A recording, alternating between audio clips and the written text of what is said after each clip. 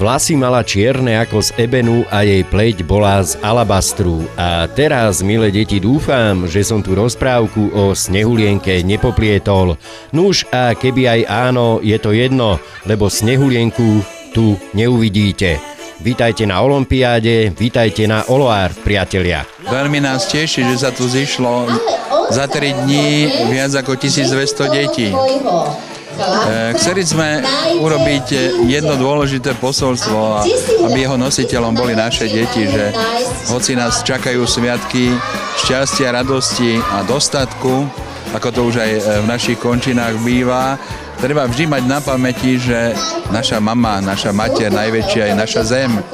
A aj v týchto časoch, keď máme všetkého nadostať, treba sa správať a učiť okolo seba našich najmenších, žiť tak, aby si vážili svoju matku zem, aby si vytvárali vzťah k prírode, ktorý sa poniesie celým ich životom.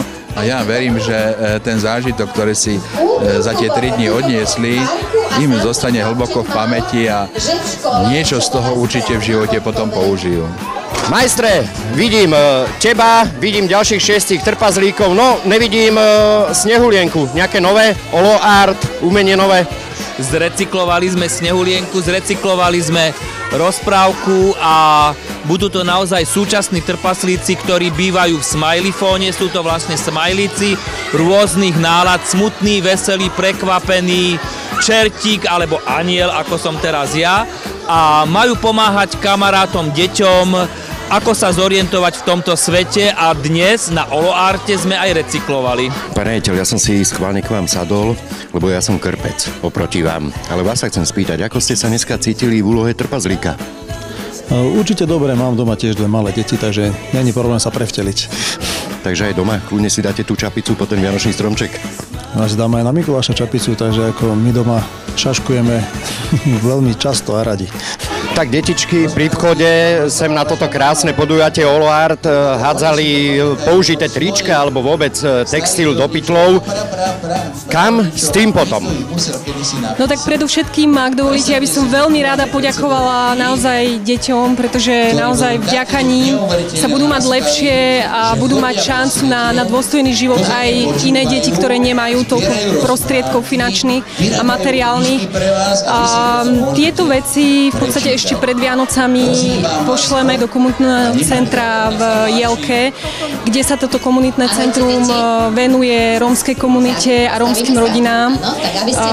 Takže časť tohto oblečenia darujeme týmto deťom, kde oficiálne odovzdáme vlastne v komunitnom centre tieto balíky oblečenia.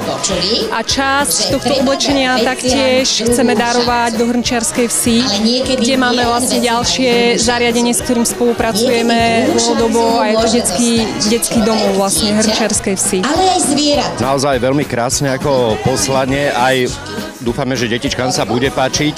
Takže zrejme tá spolupráca s Olom, 17 vriec šatstva a 1 hračiek.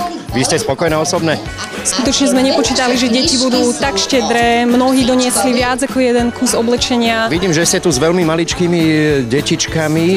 V ich veku už vedia vôbec, že čo je to separovať odpad? Snažíme sa učiť ich, že čo je separácia, samozrejme.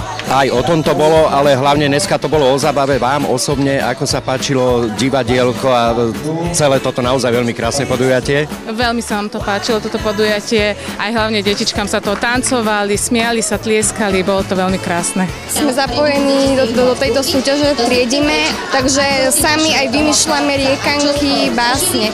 Jediné, čo mi na tom trocha vadí, je to, že stále sa hovorí o petfliašach. Vôbec si deti neuvedomujú, že tam platia aj kelinky od jogurtov, rôzne obaly, alebo tiež sa príliš veľký dôraz kladie na tú separáciu a vôbec sa nebere na prevenciu, že by mohli ten odpad ušetriť, keby si zobrali z domu tašku. Tak sa vás, dievčatka, spýtam, že čo sa vám tu dneska najviac páčilo? Mne sa najviac páčilo tie pesničky, jak tí trpazlíci. Mne sa najviac páčilo, jak sme s tými trpazlíkmi tancovali. A mne, ako tam chodili odpadky. A myslíš si, že je ťažká robota byť smetiarom? Neviem. A už si videla niekedy smetiara? Áno. A čo robia? No, zoberú smeti, potom to otvoria a potom to nasypú. A to je ťažká robota? Ťažká. Mne sa páčili tí smalíci. A mne sa páči, jak trpaslíkovia sa randovali. Aj mne tá srandička sa mi páčila, ako to ten vtip sa mi páčil. Strašne. Mne sa páčilo, že tá teta má tú kulu na to. Kamarát môj, ty by si chcel byť smetiarom? Áno. A čo podľa teba preto treba spraviť, aby si sa mohol stať smetiarom? Dobre sa učiť. Priatelia, áno, vidíte, že som vám neklamal, keď som na úvod povedal, že som krpec a zmestím sa aj pod vianočný stromček. Dámy, páni, milé deti, želám krásne sviatky. Miro Mihalík, Televízia Bratislava.